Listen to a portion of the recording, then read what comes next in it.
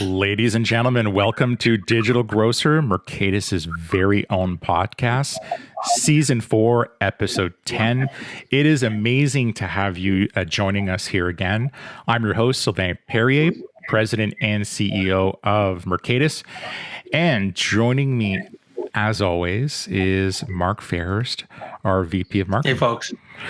Mark, you are wearing some new headphones, which now I'm just really jealous. Okay. I think for 4 seasons I had headphone envy, so I figured I'd one you up here. Well, you've won up the industry maybe with those new Apple headphones, so that's awesome. Yeah. That's great. Just don't tell my wife. I will not tell your wife. We'll have to do some sort of some sort of product review show, I think, at some point. Absolutely. She doesn't watch the show, so I'm pretty. You're safe. You're safe. That's great. Okay. Mark, there's a lot going on in the industry right now. So kind of two big things. Well, number one is, I don't know if you saw this, but this was reported at a progressive grocer. Amazon launched what they call the pay by palm technology. So if you're, and it's going to be launched at Whole Foods. So if you're checking out, you magically wave your palm over something. I've seen pictures of it, and your biometrics are tied to your payment. So this is a rehash of some technology that was originally launched between, I believe, 2002 and then the demise of the economy in 2008 by a company called Pay by Touch out of San Francisco. They had raised over, call it 300 million US. I remember seeing the technology firsthand in some of the labs over at Food Lion in Salisbury, North Carolina. I know that Pay by Touch had done a massive launch across Cub Foods. And the technology had some challenges, and specifically when it got too cold or too humid outside. But this isn't new for Amazon. I don't see this as being really refreshing. It's just a rehash of what we've seen in the past. But I'm kind of curious where this is going to go.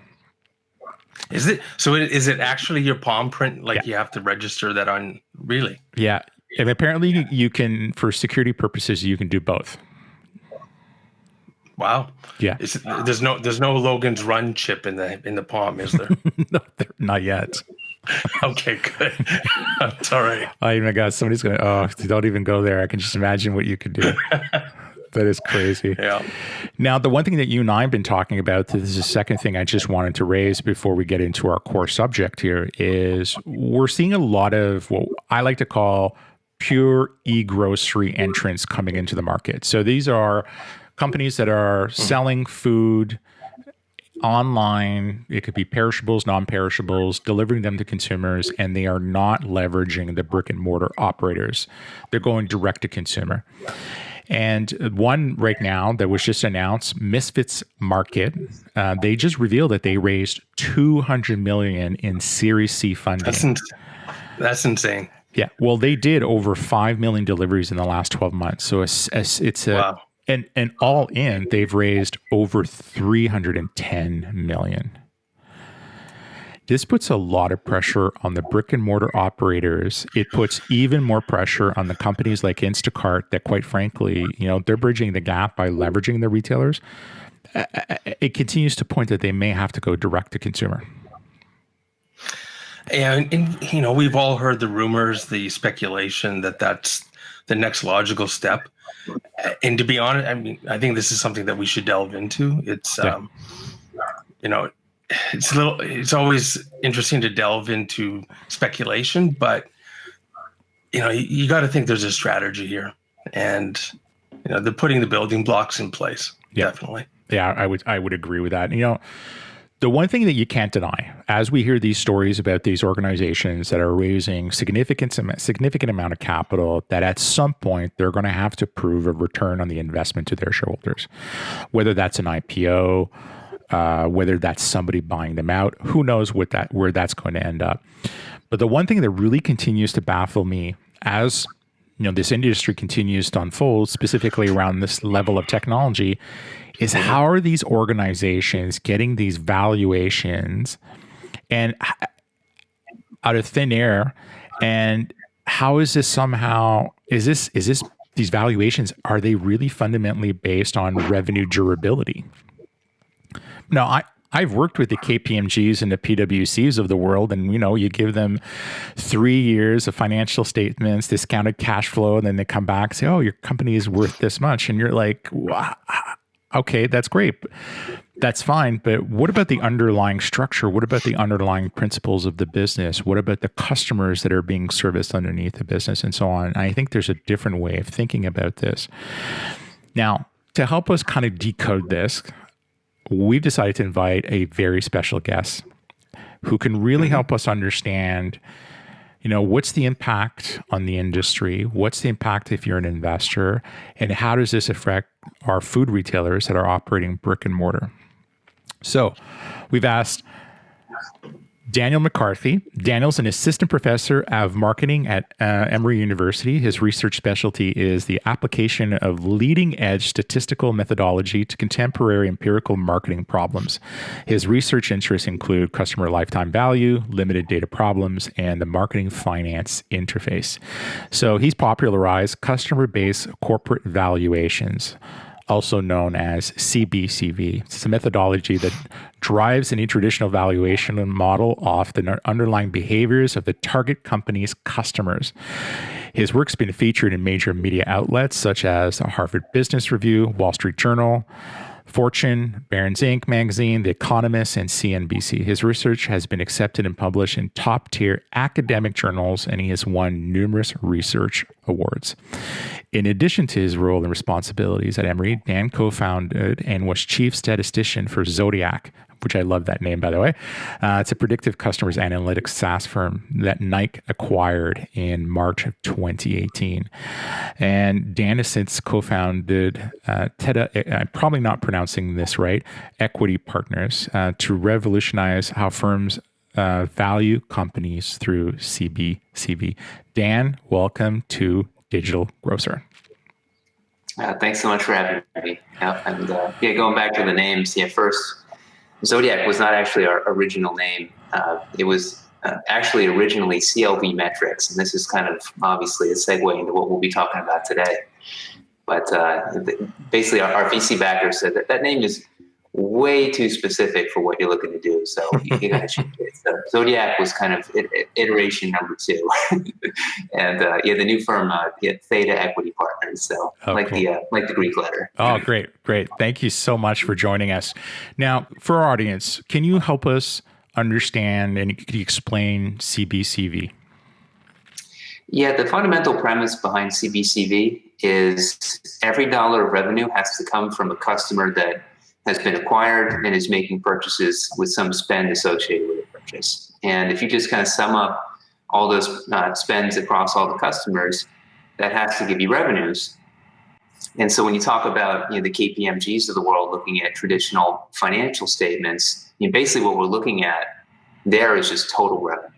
And what we're saying is, sure, it's really helpful to know what total revenue is, but it's even more helpful and more diagnostic to be able to break it down into all of the underlying customer behaviors that brought that revenue about. Customers being acquired, staying with the firm, placing orders, having some spend associated with the order, and then having that spend flow through into variable profits. And when you look at the world that way, you can be able to uncover value that may not be quite so evident if you were just looking at traditional financials. And so you could have companies that are losing a significant amount of money who we would infer would be significantly very, very valuable because we can understand that, the underlying customer unit economics are looking good.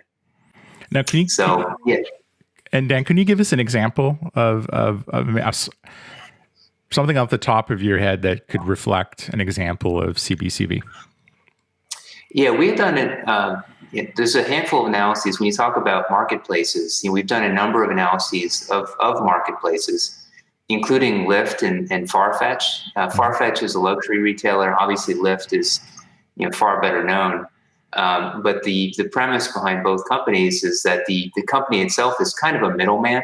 They operate between the buyers on the one side and really the sellers on the other. Just depends on the product or service that's being offered.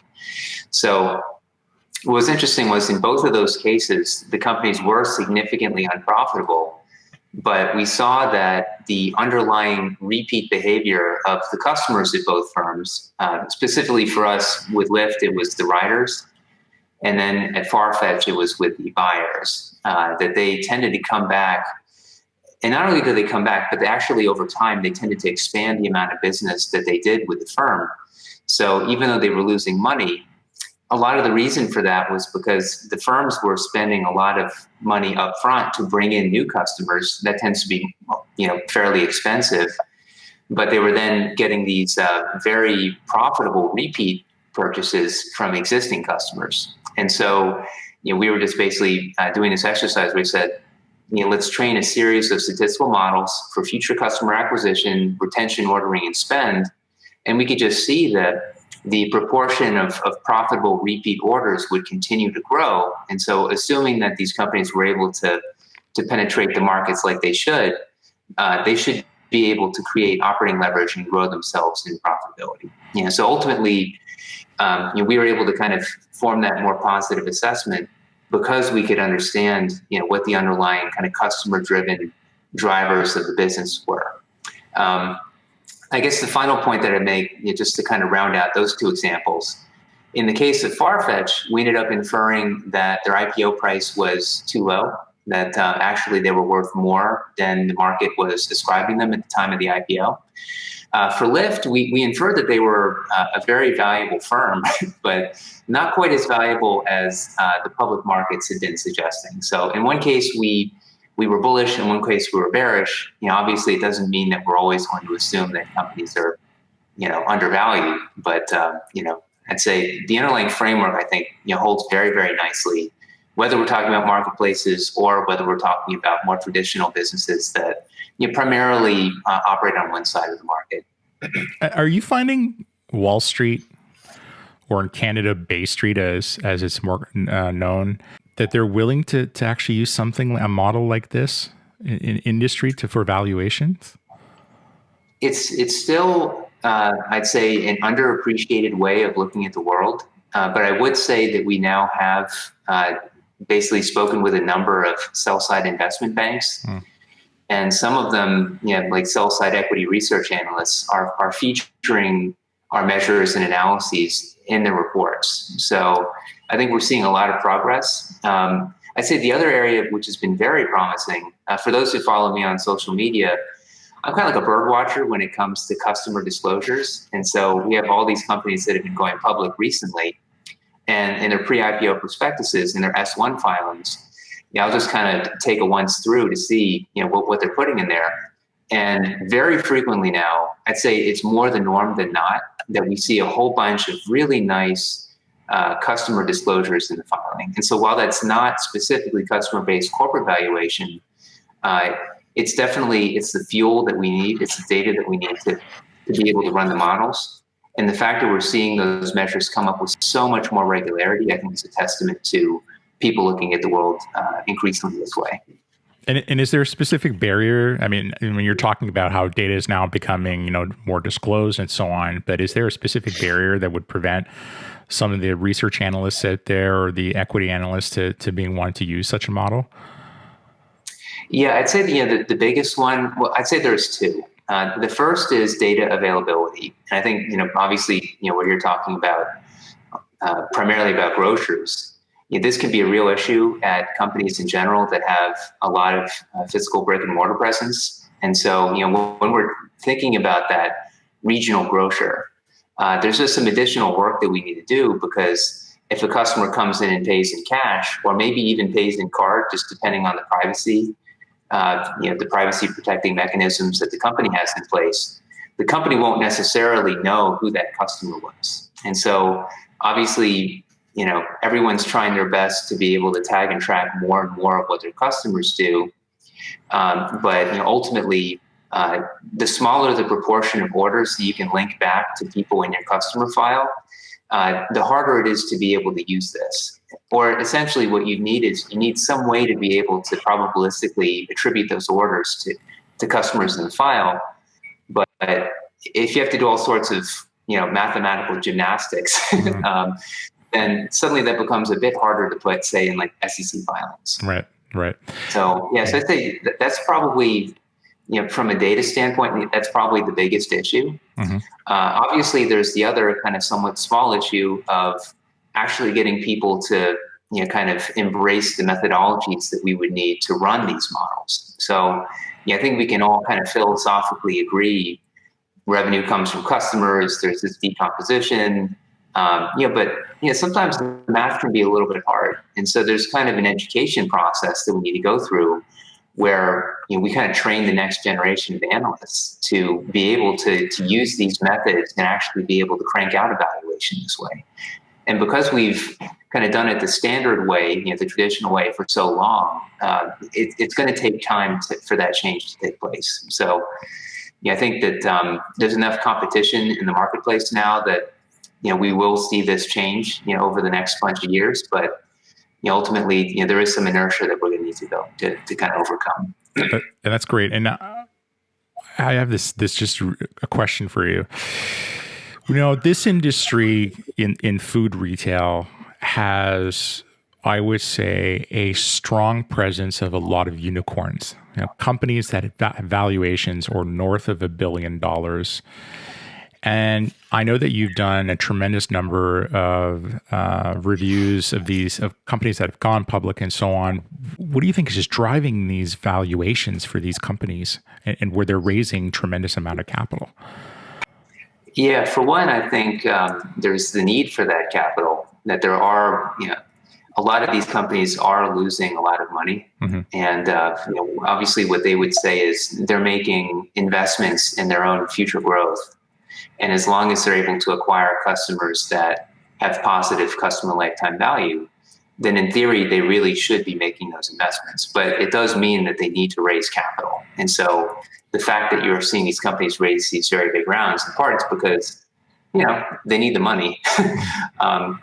In terms of being able to get very high valuations, we would say that's a function of, the underlying unit economic health of the business. I'd say the good thing is, almost everyone would agree the market size that we're talking about here is going to be tremendous, because we are talking about, people buying food. And, obviously people spend not only a lot of money on food, but it's also a very regular purchase. And so if you do have a way of being able to tap into kind of the regular ongoing need of consumers, you can very easily see how customer lifetime value can end up being very large. So I think, for them, the big question then is being able to show that the model scales very well, that they're able to, at least when they're at scale, turn a very strong economic profit on each new customer that they bring in. And I think that they do rely very heavily on selling a story of network effects, that the bigger that they get, the easier it is and the cheaper it is to bring in customers. And the more customers that they have, the easier it is for them to bring on board suppliers for cheaper. And there's kind of this virtuous cycle that can happen. So I think specifically with marketplaces, because of the prevalence of network effects, it's very easy to kind of say, well, if this company does end up making the model work, they'll be tremendously valuable. So I think the big question then becomes, can they get to that scale? When you're talking about a more traditional one-sided market, every business has some element of network effects. You can always kind of negotiate a little harder with your suppliers, et cetera, but the intensity of those network effects is much lower. And so it's a little bit easier to rely on kind of more standard traditional ways of, thinking about valuation in the customer. So yeah, I think that, that compare and contrast is why, we're seeing big rounds being raised and oftentimes it's some fairly high valuations. Absolutely. And I got to think, if I take Instacart as a comparison, because of the strength of their network effect, the more push they have and pull against the vendors, the CPGs, which could be to their benefit, but is also probably a significant detriment to the grocery retailers themselves. And, yeah, they get a lot more negotiating leverage. Absolutely. Suddenly, They can negotiate much stricter terms. Obviously, they can kind of maintain their commission rates or even expand them. Then they pitch themselves as a new customer acquisition channel, in their own right. They're not just simply a means of being able to get, your order from Whole Foods without having to go into the store. You're getting whole new people who never would have gone to Whole Foods. So to the extent they're able to teach, to preach that, they're definitely able to extract a lot more surplus from those retailers. Absolutely. Now, could this model apply itself to a publicly traded grocery retailer like a Kroger or a Safeway Albertson or so on? It definitely could. I say there's a few different ways I would think about it. So for one, there's kind of the disclosure question, which I've kind of been alluding to a few times now. So what can Kroger put in their filing? Well, for one, they can put in figures about their member base. So to the extent that they've got loyalty programs, they can talk about the activity of the members of the program. There's a lot of apparel retailers that are doing a similar thing. They have the same sort of issue that they can't tag or track everybody, but they can and do provide figures about the members. And for the companies that are more successful, actually, they've gotten to the point where they'll have 90% or more of the sales coming from members. And so people can basically say, it doesn't represent every single person, but it is representing the vast majority of the business. And so I can be able to take all those figures that you're providing me about the loyalty program and just kind of generally treat that as, as the business, plus or minus a plug. So I think from a disclosure standpoint, I would hope that regional and other grocers would do the same thing.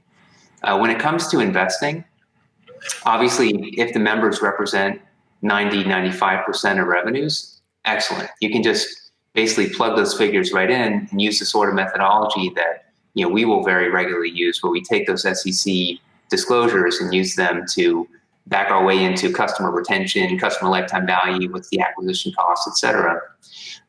If you don't have that level of disclosure, typically what we'll do is we'll go to what we call alternative data sources. So this would be credit card panel data sets where essentially companies, they'll if you're working with mint.com or something like that, implicit in their terms of service, they say we'll sell your data on. And these firms basically can see kind of your credit card statement for 4 to 6 million people over many years. And so I can see directly the Kroger purchases on the credit card statement. I can see that over time. And so I can basically use something like that to help drive my model and see customer retention, even if that customer was making that credit card purchase off of the loyalty program. So so data sources like that can be another way to kind of back your way in when you're using that in conjunction with whatever traditional financial measures that those companies may have been providing. It's great. Thank you so much. Subject matter is very enticing. How do people get a hold of you? The best two places to get a hold of me, one is on LinkedIn. So if you just search Daniel McCarthy Emory, you'll pull me up. Obviously, you got the LinkedIn link down over here too. Twitter is the other big one. So I'll typically post on both, but I'd say I post with more regularity on Twitter. So D_McCar, MCCAR. That's where you can reach me there. Well, thank you so much for joining us today. And Mark, how do people get a hold of us? Yeah, thanks, Dan. That was great. You can get a hold of us at digitalgrocer.com. We'd love to get your feedback. Make sure you subscribe to our YouTube channel. Hit the like button so you get notified anytime there's a new show. You can also reach us at mercatus.com. Folks, don't forget to tune in to our next show, which I'm sure we're going to be tackling a riveting subject. Peace out.